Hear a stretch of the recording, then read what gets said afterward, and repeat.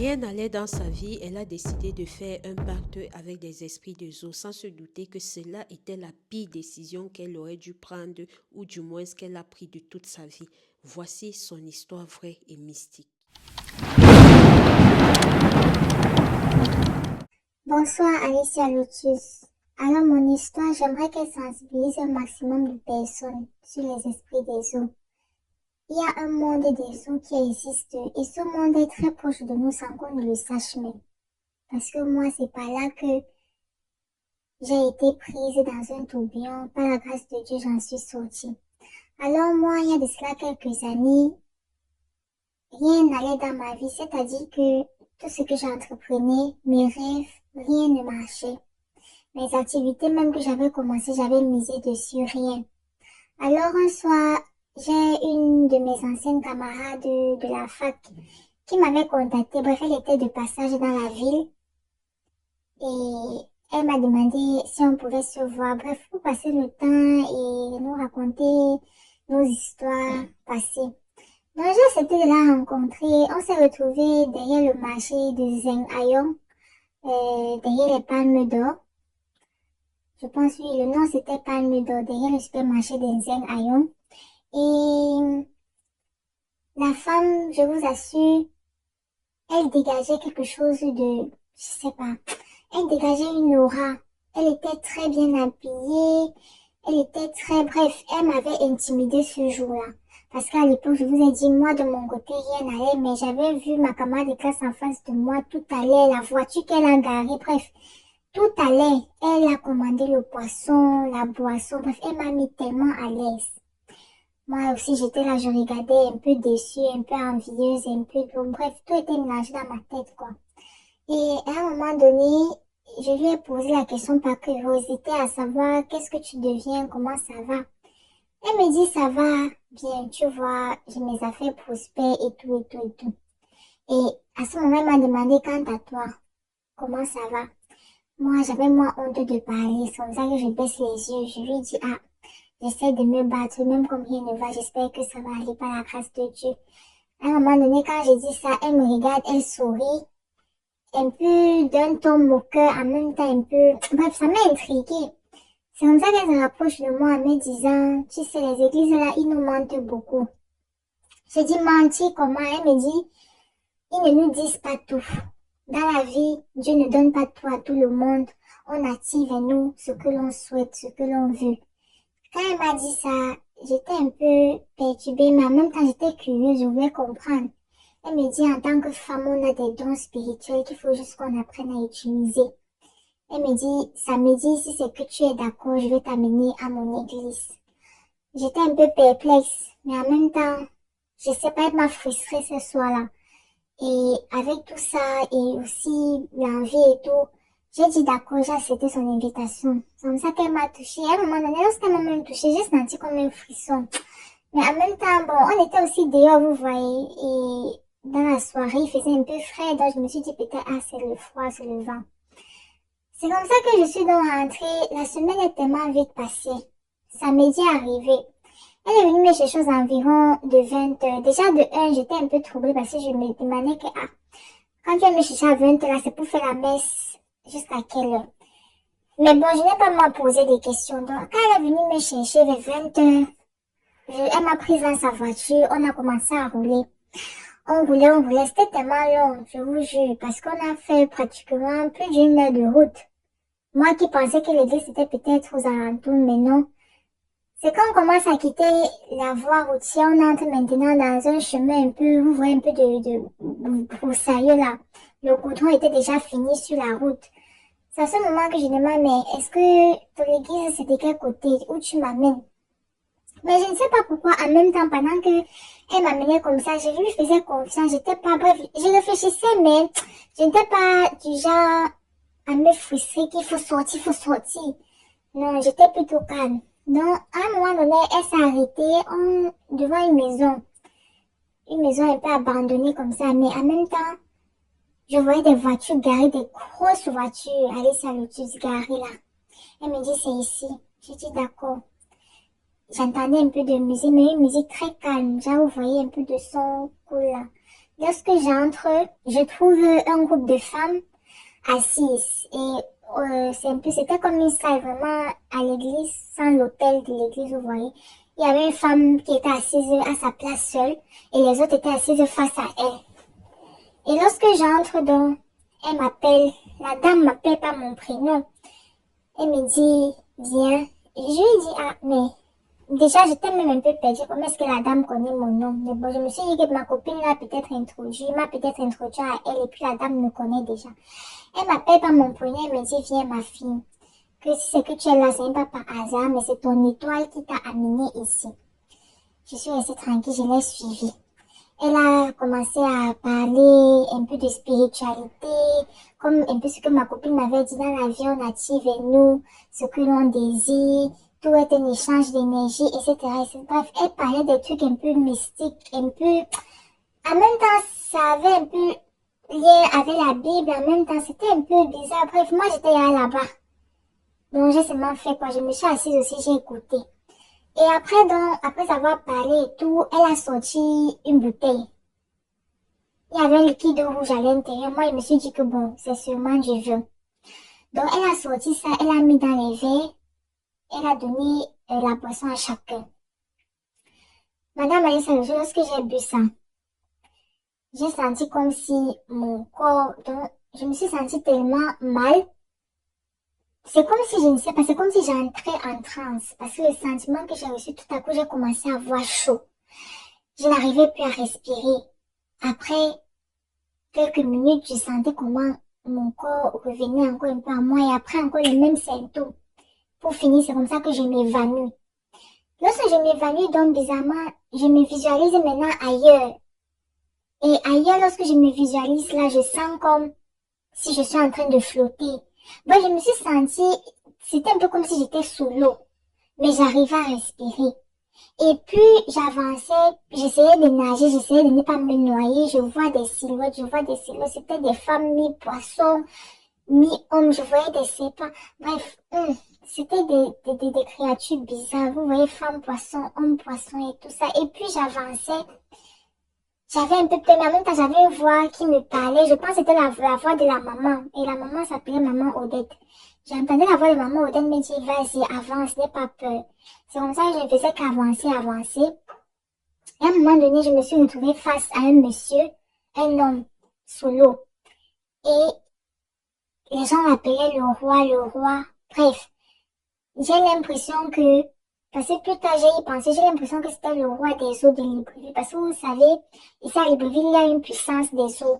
On l'appelle le roi des pères. Donc je me suis dit que c'est lui. Donc quand je vois le monsieur, après, à côté du monsieur, il y a une dame qui s'approche vers moi. Elle aussi, elle était mi-femme, mi-poisson. Elle s'approche vers moi. Elle me donne un collier de perles. Elle me dit, tiens, porte ceci. Je porte le collier. Lorsque je mets le collier autour de mes hanches, le collier se colle à ma peau. Le collier s'est collé à ma peau. Donc, c'est comme si le collier était entré en moi. Ça faisait partie de moi. C'est comme ça que après, plus rien. J'ai dû m'endormir ou bien je ne sais quoi. J'ai passé, je me suis encore réveillée jusqu'au matin. Quand je me réveille jusqu'au matin, donc, je sens, quand je touche mes reins, donc je sentais quelque chose autour de mes reins, vous voyez, mais je ne pouvais pas voir. Et lorsque j'essaie d'expliquer donc à ma copine, mais j'essaie de lui expliquer ce qui s'est passé hier, ce que j'ai vu, elle s'est mise à rire et à me dire que non, je me trompe, j'ai dû trop boire parce que apparemment j'étais très sous. Que ça doit être un rêve que j'ai fait. J'ai dit, ah bon? Je demande aux autres femmes, les femmes aussi rient avec moi, me disant, oui, ah non, tu étais sous. J'ai dit, d'accord, bon. C'est comme ça qu'on s'est dans les vies, elle m'a accompagnée à la maison. Quelques jours plus tard, Madame Alice, comme par magie, je vous assure, les hommes ont commencé à me suivre. Moi parfois je me posais même la question que, mais pourquoi est-ce que je ne plais pas aux hommes? C'est comme ça que les hommes ont commencé à me suivre. Et pas les petits hommes, Madame Alissa. Les hommes que quand ils venaient vers moi, c'était toujours avec des gâteaux. Parce que la plupart d'entre eux avec qui je suis sortie m'ont acheté des voitures. Ma maman, à cause de ma maman a eu une voiture, mon petit frère a eu une voiture. Moi-même, j'ai une voiture. Il y a même un autre qui est venu proposer de retaper la maison de ma maman, enchaîner les travaux, tout ça, Madame Alicia. Sans que je n'ai à lever le petit doigt.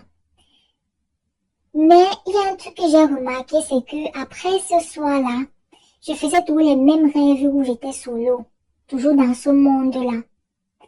Et plus, c'est vrai, les choses allaient un peu de mon côté, mais le rêve là continuait toujours de me hanter. C'est comme si ça prenait mon énergie parce que vous voyez dans la nuit, tu dors bien, tu t'es couché tôt, tu dors bien, mais le matin, je me retrouvais toujours fatiguée. Dans mon énergie, rien. Et lorsque ça s'est passé, lorsque ça s'est produit plusieurs fois, j'ai appelé ma copine encore pour lui demander, mais est-ce que tu es sûre que ce qui s'est passé quand j'étais avec le monde là? Et plus, c'est vrai, les choses allaient un peu de mon côté, mais le rêve là continuait toujours de me hanter. C'est comme si ça prenait mon énergie parce que vous voyez dans la nuit, tu dors bien, tu t'es couché tôt, tu dors bien, mais le matin, je me retrouvais toujours fatiguée. Dans mon énergie, rien. Et lorsque ça s'est passé, lorsque ça s'est produit plusieurs fois, j'ai appelé ma copine encore pour lui demander, mais est-ce que tu es sûre que ce qui s'est passé quand j'étais avec toi là-bas, c'était toujours le rêve parce que je n'arrive pas à croire que c'est un rêve parce qu'après ça, regarde, tout va bien dans ma vie et en même temps, je fais tous ces rêves bizarres et le matin, je me réveille tellement fatiguée. Tellement fatiguée. Elle me dit, écoute, je vais pas te mentir, sache que cette nuit-là, tu as baptisé avec notre roi. Et les perles que tu avais autour des terrains, c'est un peu comme un portail.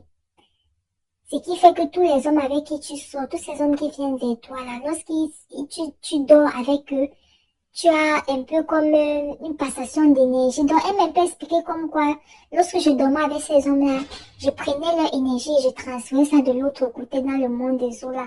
Et ça expliquait un peu pourquoi est-ce que quand je dormais la nuit, le matin, je me réveillais tout fatiguée parce que je faisais des voyages entre les deux mondes.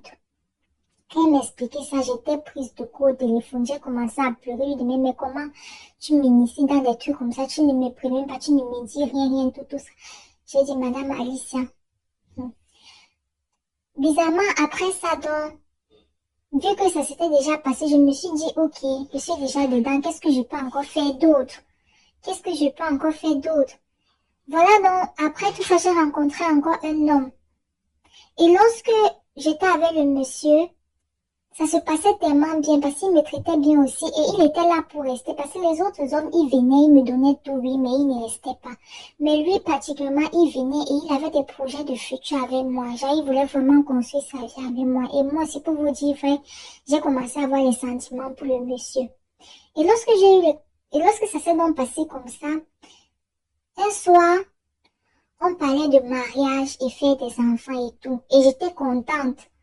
Parce que je me disais, ouais, enfin, je vais me marier, on va avoir une famille et tout. Mais le même soir que j'ai parlé avec mon homme, le même soir, j'ai fait un rêve, j'ai arrivé de maman Odette.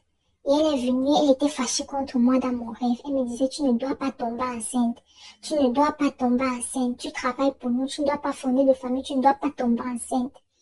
Ça m'a fait peur. J'ai dit, mais Seigneur, c'est même quelle histoire ça, que maintenant, même pour avoir ma vie de famille, donc je vais passer mon temps à passer de homme à homme, sans me stabiliser, sans avoir de famille, sans avoir d'enfants. Et c'est comme ça que je ne sais pas si c'est Dieu qui a voulu me délivrer, parce que c'est à cause de ça que je peux vous dire qu'aujourd'hui, ça va un peu. Parce que après avoir fait ce rêve-là, j'ai commencé à m'éloigner un peu de ce monsieur. Mais il était tellement sur moi, il était toujours en train de revenir et tout et tout. C'est comme ça qu'un soir, donc, on a encore fait. Et apparemment, j'étais tombée enceinte même sans m'en rendre compte. Parce que c'est après, je ne sais pas ce qui s'est passé, Madame Alicia Lotus. Je vous assure, parce que j'utilisais toujours les protections. Mais je suis tombée enceinte. Et lorsque je suis tombée enceinte, c'est quand je commence à vomir les symptômes bizarres. Lorsque je fais le test de grossesse, je me rends compte que je suis enceinte. Je vous assure, j'étais traumatisée parce que je ne savais pas ce qui allait se passer. Et puis, il y a encore cette maman, elle m'est apparue encore dans les rêves, me dit, tu dois me donner l'enfant. Tu dois l'enfant, là, ne t'appartient pas, c'est notre enfant. Je vous assure, à partir du moment où j'ai su que j'étais enceinte, J'ai commencé à faire ce rêve-là presque chaque nuit, là où elle venait me torturer dans mon sommeil, me menacer, me dire tu vas donner l'enfant, tu vas donner l'enfant. C'est là où j'ai craqué.